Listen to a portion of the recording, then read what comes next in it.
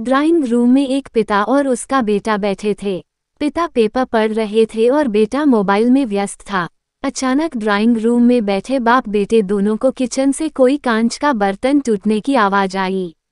आवाज से बेटे को कोई फर्क नहीं पड़ा, किंतु बाप के कान खड़े हो गए। बाप ने तुरंत बैठे बैठे सवालों के तीर छोड़े। क्या टूटा, कैसे टूटा, किसने तोड़ा? पास में बैठे बेटे ने कहा, पिताजी क्यों अपना बीपी बढ़ा रहे हैं?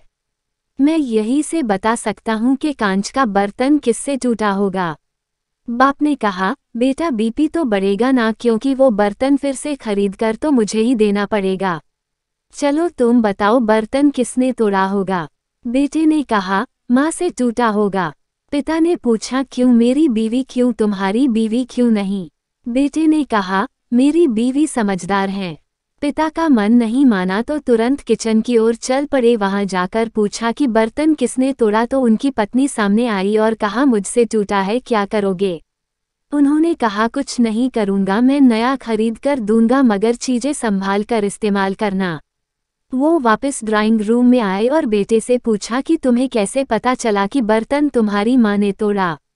बेटा ने जवाब दिया, अगर बर्तन बहू से टूटता तो पीछे से तुरंत माँ की डांट की आवाज सुनाई देती, मगर बर्तन उनसे टूटा इसलिए पीछे कोई भी आवाज नहीं आई। किचन रूम का हाल आपको बताते हैं।